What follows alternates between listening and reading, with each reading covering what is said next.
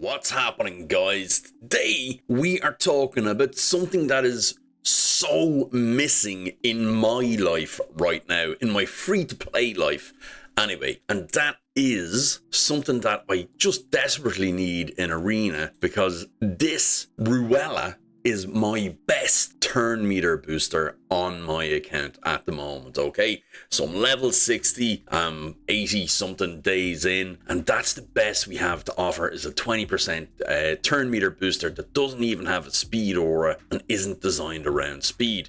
So we're going to talk about the best turn meter boosters in the game, guys, and everybody knows Raid is all about speed, it is all about going fast, and we have all felt the need for speed. Stop right there, guys. Click on the link below and get yourself a free Karato Fox Hunter, as well as 4 amazing epics. Here's the exact steps of what you need to do. Log out of Plarium Play on PC. Step 2, click the link in the description and register with a brand new email. Step 3, launch Raid and complete the tutorial. Step 4, go to your inbox and claim your first champ. Here we go. You'll find yourself Karato Fox Hunter, as well as Uugo, Rector, Drath, Tagoar, and Mausoleum Mage as you progress through the game. That's it. It's that simple. Click on the link, follow those directions, and on with the video.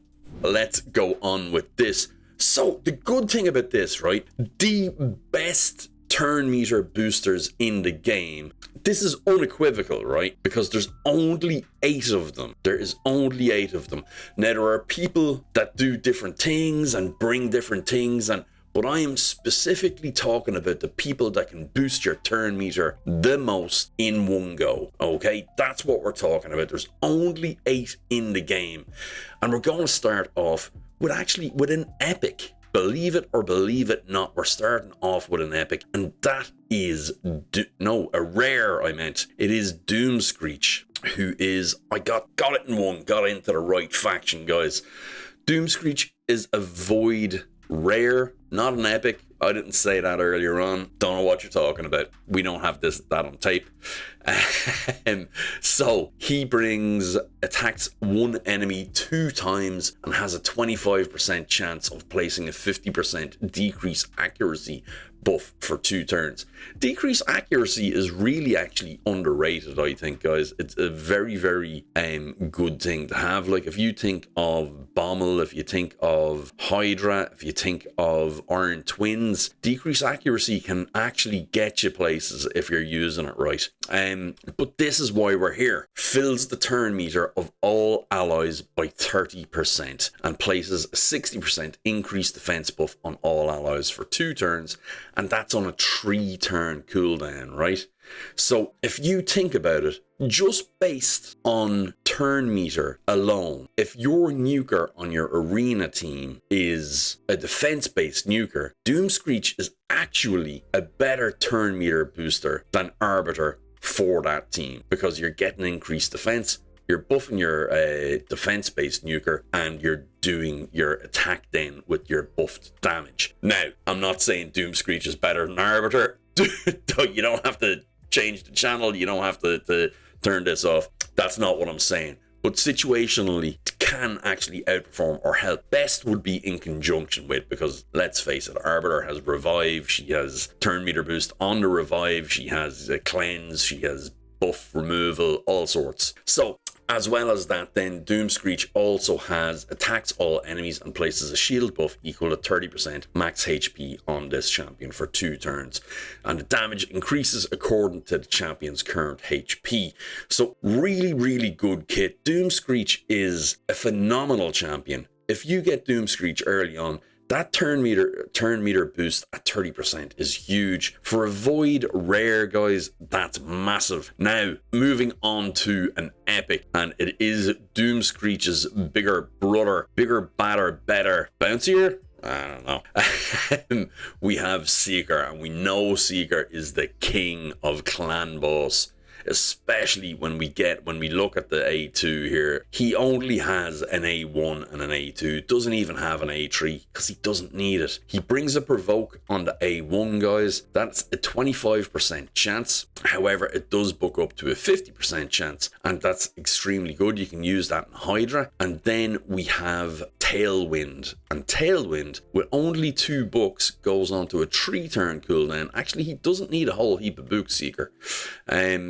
He fills the turn meter of all allies by 30%, places a 50% increase attack buff on all allies for 2 turns, and grants an extra turn, which effectively means that his 3-turn cooldown becomes a 2-turn cooldown. Probably the best turn meter booster in the game if you're on about just from the one skill, being able to get back to that and boost again. So if you're looking at over 10 turns, Seeker is probably going to be able to boost your turn meter of your entire team more than anybody else in the game, if we're just looking at that, okay? As well as that, he also brings a heal on himself and an increased defense on everybody on your entire team when he's hit with a critical hit.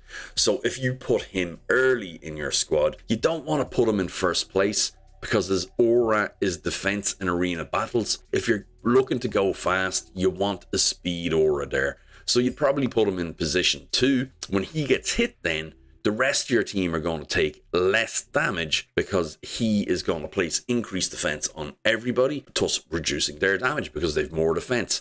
Unless it's a ignore defense attacker, of course. Now, so he's incredibly good. He enables 2-1 speeds on clan boss, or even 3-1 speeds on clan boss, much more efficiently and easily than any other champion in the game, guys. Seeker is insane. We should all be aware of that, okay? So now, guys, we're into our legendary champions, all right? Now, the Legos are pretty good. This one, the first one we have up, guys, is in the Sylvan Watchers, and you don't hear her talked about much. She is a companion champion, okay? And that is Oella. Now, correct me if I'm wrong. I think Oella got a buff. I'm pretty sure her partner got a buff. Ulton did, yeah. But Oella is actually pretty good. She's a pretty cool character design for one. But her big thing is going to be decreased speed for 2 turns. Can't be resisted if Ulton is on the team. Big heal by 30% of max HP. And increases all ally buff duration. So that's huge. The heal also gets increased as well. So she's really, really good there. And I don't think we're talking about her much at all, guys. Because then when you look at this as well, fills the turn meter of all allies by 30% and places a 50% increased resistance buff on all allies for 2 turns as well. So increased resistance, we spoke about increased accuracy earlier on. Increased resistance is actually equally as good as decreased accuracy. Decreased accuracy, I said earlier. If you have it on places like Iron Twins and stuff like that, that buff, that debuff that they put on can't build up as easily over time, because that's what really puts you in dangerous situations in Iron Twins. It is the debuff increasing and making you take more damage the further you get in the fight. If you don't have that, you won't be able to take more damage. So increased resistance, really good. Plus a 30% increase on turn meter is huge. And then also has her passive. Whenever an ally loses 15% or more of their max HP from a single hit, they place a continuous heal buff on that ally for 1 turn, and places a 15% continuous heal buff for 2 turns on that ally, and then instantly activates it if Ulton is on the same team. So I wonder, is there a little bit of synergy we could have there with her and Ulton and Senna, maybe? I don't think her and Ulton bring enough, but if you're looking for a speed booster that is also going to be able to keep your team alive and looks pretty cool as well, look no further than Oella, because that turn meter boost and that heal and increased buff duration are massive. Oella is constantly overlooked, and if we look then at her resistance aura, 75 in dungeons is huge, guys. So if you're not able to reach a point where you a break point for resistance, look no further than Oella. She's really, really cool resistance champ and turn meter booster. And that's what makes her one of the top 8 turn meter boosters in the game, guys. And it really, genuinely, there is only 8 that do a 30% increase. That's it, unless something has changed in the last while and I don't know about it. That's it, that's all we have. So the next one then, we're over to the Lizardmen, and probably there's an argument for all of these to be the best on the list. So this isn't a top 10, this isn't a worst to best, this is just, they're great. There's 8 champions that do 30% turn meter boost. Necmo is the next one. Necmo brings so much. If anybody's been following Hell Hades free to play challenge, guys, his account exploded when he got Necmo. It opened up so much progress for him. Necmo comes with AoE on everything, decrease attack 75% against targets under debuffs, and that's for 2 turns, and it's AoE on the A1. He has decreased speed and leech on AoE on the A2, and that goes up to 100% chance. And then on the A3, on a 4-turn cooldown, he places increased speed on all allies and fills their turn meters by 30%. Okay, so they all fill by 30%, but it also grants him an extra turn. So you're thinking, oh, well, he has the extra turn as well and the 30% turn meter fill like Seeker. Seeker has it on a 3-turn. Even Necmo, an amazing legendary, like he is up there, but even Necmo only has it on a 4-turn cooldown, bringing it to a 3 with the extra turn. Seeker has it on a 3, bringing it to a 2 with the extra turn. That's why Seeker is so good. Necmo, though, is just on another level with all of the debuffs and buffs that he brings. Decrease speed, leech, decrease attack, and increase speed. And then, as well as that, fills his turn meter by 5% each time a debuff on an enemy is removed, transferred, or expires. He's insane, and he has a speed aura in all battles by 19%. He is, I remember when he first came out, I think I could have went for his guaranteed. And I wasn't quite a noob, but I was new enough that I didn't know better. The only thing I valued was Big Smash, Hulk Smash. That was it. So when I seen, I have a decreased attack champion. Oh, I have decreased speed is no good. Sure, what do I use leech for? I just completely overlooked him altogether, and now I use him all the time because luckily enough I pulled him since then. But yeah, Necmo is great, and he is one of the top 8.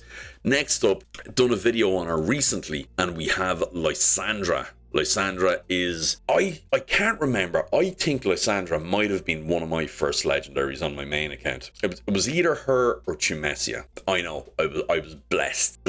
Didn't know how good I had it. But yeah, we have transfers all debuffs on the from this champion to the target. So you can use her like in place of Staltus Dragonbane in Dragon, if you didn't know that. There you go. Attacks one enemy, fully depletes the target's turn meter. So this would be moot on Dragon, but everywhere else this is massive, and it's on a 3-turn cooldown. Okay, then this is possibly what makes her biggest speed differential any champion in the game, if she has enough accuracy, right? Places a 30% increased speed buff on all allies for 2 turns, right? Then fills the turn meter of all allies by 30%, okay? Which all of the guys on this team, on this list, do. They're the only 8 with a 30% fill. But she also decreases the turn meter of all enemies by 30%. So she's going plus 30, minus 30 on them. She creates a 60% turn meter differential if she is able to land that decrease as well. And then your team have increased speed too.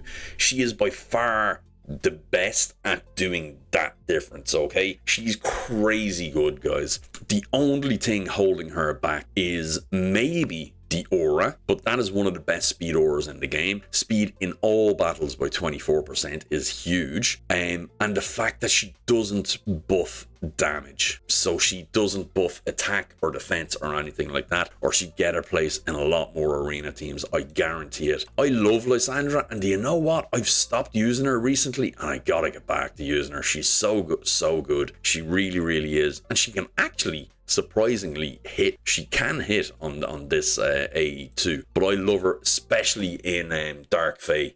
Huge in Dark Fae. Right, so before I start writing sonnets to Lysandra, we better move on, because my fiance is having a snooze out on the couch. She'll start getting jealous if I'm talking about other women for too long. We are going to talk about another woman now, unfortunately. So Lanicus the Chosen is another absolutely fantastic champion. Again, one that kind of gets overlooked, I think, for the speed boosting, for the turn meter boosting, but has a continuous heal on the A1, has a team up with 3 random allies on to attack a single enemy. Allies use their default skills, fills the turn meter of all allies by 30%, and increases the duration of all ally buffs by 1 turn. So she's a buff extender. She has the biggest turn meter fill in the game, as all of these 8 do, and it's an ally attack it's all in one move. It's all in one move. That there, you could be looking at 3 different champions just in that one move if you don't have her. That's insane. That is insanely good. So buff extension, ally attack, turn meter boost. Massive, absolutely massive. If this 100% granted an extra turn, you would see her everywhere, because she has an increased crit rate, increased attack, all allies 2 turns, and a 50% chance when booked of granting an extra turn. If that just granted an extra turn, you'd do this, then you'd be straight into this. You would increase the duration of these buffs. You would ally attack everybody, give them their go sooner, and just win. You'd just win, guys. That's it. And that's probably why it's only a chance and it's not a definite extra turn. But she is so good, and especially when what was it? When the Corpulent Cadaver stuff was ongoing, I was running double Lanicus and doing this all day, every day. It was just beautiful. It was really, really good. It was so much fun, but alas, that was in a better time long ago. So we are on to the final 2, guys. And honestly, now, I actually really and truly, the other day, I nearly said a prayer hoping I got this guy, because I think he is so overlooked when we're talking about clan boss, when we're talking about survivability, even turn meter boost, and I don't think people realize he does that. He is an automatic counter attack. He has a passive, I think, similar to Pythion, that keeps you alive longer. And we're talking about Corrigar Deathbell. Guys, this guy went really, really under the radar. He is a HB-based champion. He's Force Affinity, so he's strong against all of the magic affinity nukers that you have out there. He heals on his A1 himself by 10% of his max HP, right? Then on the A2, attacks all enemies, fills the turn meter of all allies by 30%, as they all do, and has a 100% chance when booked of removing all debuffs from all allies. So you're talking about an AoE, full AoE cleanse and turn meter boost on all allies. So no matter what CC they're under, apart from sheep, he's going to cleanse them and get them their go, and you're off to the races. Not only that though, guys, he has one of the best survivability mechanics for your team in the game, in ally protection and strengthen for 2 turns on your team on a 3-turn cooldown. And his passive, when allies are under ally protection, it boosts his, for each champion under his ally protection, he gets a 10% defense increase and a 20 res increase, and also buffs your allies by 5% and 15% res, or 15 res. And then whenever they're hit, he counterattacks with this and heals himself up as well. He's such a good champion, and people don't talk about him at all. He is really, really good. He doesn't look flashy. He doesn't look like he's a massive tank, but people really, I am telling you now, if I had got him on the free to play on this account, because he was on special, he was on 25x yesterday. Oh, I would have loved him. My clan boss team would have went to the moon, Guys, we are on our last one. You know who it is. It can't be anybody else. It can't be anybody else. We are on about the queen herself. We are on about the free champion that is still one of the most dominant picks in live arena at the highest tier, and that's from Raid, from their own statistics. They done a video the other day.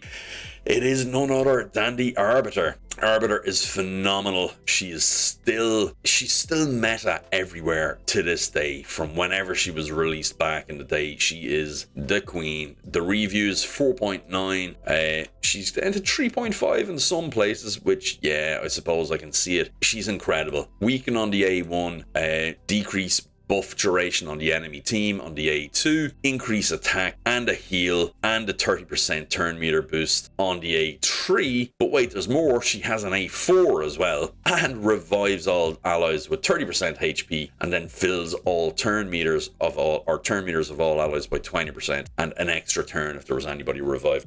So not only does she have a 30% turn meter fill, she also, if I'd done a video on the 20% champions, she would also be the best in that one as well, because she has a 20% turn meter fill as well. You don't need to heal to get the 20% fill, you just need to use this move. So huge, guys. She is incredibly good, and the aura, just the cherry on top, increases ally speed in arena battles by 30%, making her the dominant pick for arena, guys. There are other champions out there now, but you can't go wrong with Arbiter. There's a reason why she's still meta. There's a reason why she still gets used so much. She is just excellent, okay? So especially with a 110 base speed, guys, you can't really overlook her at all, ever. She's turn meter boosting, she's reviving, she's healing, she is buffing your attack. She's just, yeah, she's the linchpin of many a team. Guys, that is it. The only 8 champions in the game with a turn meter boost of 30% for your entire team. That's it. Those 8. Guys, let me know what you think of that list. Call me out in the comments below if I've missed somebody out. Like and subscribe, and I'll chat to you in the next one. Bye bye.